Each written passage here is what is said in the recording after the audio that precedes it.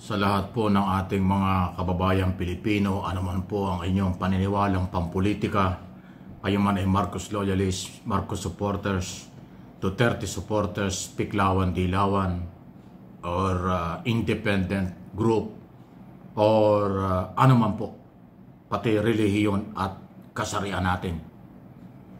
Tayo po ay lahat biktima dito po sa nangyaring graft in corruption sa ating bansa. At dahil dyan, kayo po ay aking tinatanong, ano po ang dapat gawin nating mga Pilipino?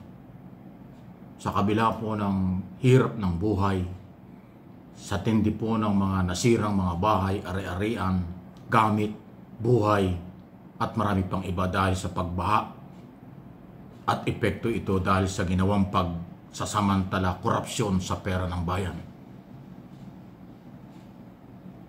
Huwag naman po magagalit yung anti-Marcos, DDS o kung anumang grupo kayo.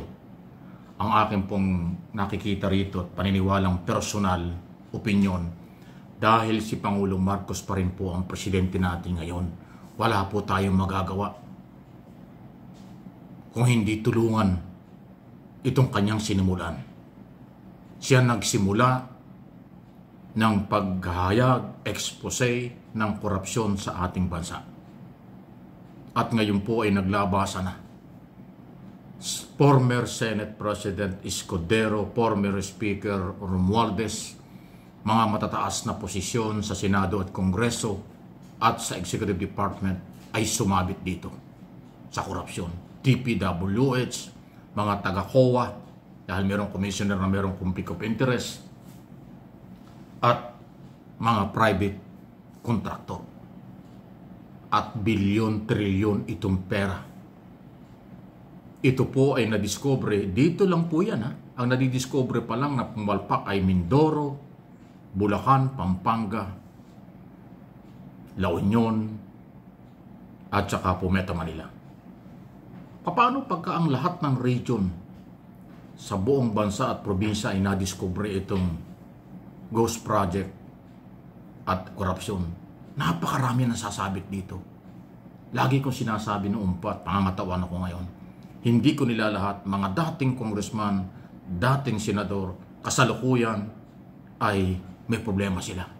Pati na rin yung mga ngayon ay siguro governor o mayor na dito sa anomalyang ito.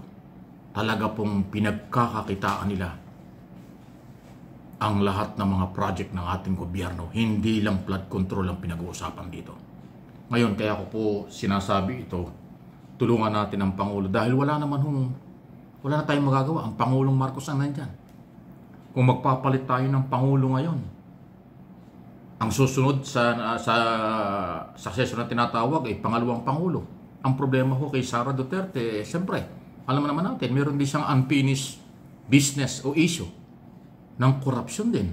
Dahil kaya nga siya na-impeach. Dahil meron korupsyon din sa Office of the Vice President. Hindi pa ko tapos yan. Diba? Kaya ngayon, wala naman formal na nag-file ng kaso o nag-aakusa na si Pangulong Marcos ay damay dito. Katunayan siya nga yung nag-expose at ang aking paniniwala, kaya niya ginawa ang pag-expose ng katiwaliang ito dahil hindi naman siya kasali at ayaw niyang pabayaan na tayo maabuso ng mga ito. Speaker, Senate President, mga congressman at senador at taga-DPWH. So tulungan natin ang Pangulo. Isang napakalaking crisis po na ito.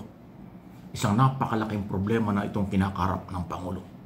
Dahil ang inakusahan at ang idinadamay ay dating speaker na kanyang kamag-anak, first cousin, Romualdez. Dating Senate President na kaalyado rin niya dati, Escudero. So ngayon ang naghahawak dyan ay Senate President Tito Soto, House Speaker D3. Kaya bang linisin ni Soto ang Senado? Kaya bang linisin ni D ang Kongreso?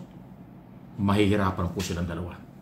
Kasi yung imahe, yung general statement, general perception ng mga Pilipino dito at sa abroad, corrupt ang Kongreso at Senado. Corrupt ang mga congressman at senador. Hindi man nila lahat, pero yan na po ang image. Paano babaguhin yan? Anong kredibilidad nila ngayon gumawa ng batas? Anong kredibilidad ngayon ng Kongreso at Senado, ng mga institusyon na opisina ng ating pamahalaan na sila'y makatao at sila'y susunod sa batas at gagawa ng tamang batas? Wala na yun. Hindi na pagkakatiwalaan yun. Dahil sila ang sumira. Hindi ko sinabing guilty sila. Sila yung sumira dahil base dun sa mga akusasyon, testigo, at mga involved sa paglilipat-lipat ng pera na 25 to 30% ng kinukuha ng mga congressman at senador. Wala na talaga natitirang pera. Kasi maliban doon sa 20-30%, mayroon pang kukunin na ibang pang porsyento ang district engineer, mga iba pang official at ang kontraktor. Kaya wala talaga natitira sa mga project natin. Yan ang dahilan kung bakit substandard ang mga highway, ang ating mga tulay, ang flood control at lahat ng mga project, pati ang mga building. Wow!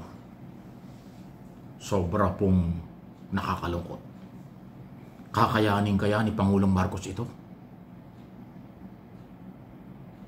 Kakayanin pa kaya ng taong bayan ang magtiis dito sa nangyari ito? Kung ito hong nangyayari sa atin, kung ikukumpara ko doon sa korupsyon sa Indonesia at saka sa Nepal, mas matindi sa atin. Kasi dito sa atin, trilyon. At ang sangkot ay napakatataas na opisyal sa Senado at Kongreso. At yan ho sa Department of Public Works and Highways. Sa ngayon, ang sinasangkot mula YOSEC. Ako naniniwala yung mga sekretary dati, dapat panagutin din yan. Command responsibility. Baka umabot din sa kanila ang partihan ng pera. Yung mga dating sekretary ng DPWH. So, ganyang kalala. Sa aking personal na opinion at pananaw, mas matindi ang korupsyon sa ating bansa kumpara sa Indonesia at sa Nepal. Pero ang mga tao doon hindi nakatiis. Sana naman sa atin, dito sa Pilipinas, huwag mangyari yun. Kaya lang, anong gagawin natin? Anong magagawa dito ng ating Pangulo? Wala pang nahuhuli kahit isa. Wala pa tayong nare-recover kahit magkaanong halaga. Nahold pa lang. Frozen pa lang. Hindi pa ho nakukumpiska. Yung kotse, surrender. Barya lang ho yung kotse. Kahit pa yung kotse niyan, 15 million ng isa. Barya pa rin yun. Kumpara sa trilyon na pinagparti-partihan nila. Ang laking crisis nito. Sino pang magtitiwala sa atin ng mga kapitalista at turista? Sino magtitiwala pa sa ating malalaking mga bansa para tayo i-develop kung yung ating sariling pera, posibleng mga pautang nila at tulong nila, kinurap din? Kasi meron pong foreign assistant project Pero meron pong foreign assistant na pondo para sa mga project natin. Baka nanakaw din yun. Ganyan pong katindi ang nangyayari sa atin. Ewan ko kung kakayanin. Pero tulungan pa rin po natin ang Pangulo kung paano ito harapin ang napakabigat na problema na kinakaharap ng bansa, ng mga Pilipino at ng ating Pangulo.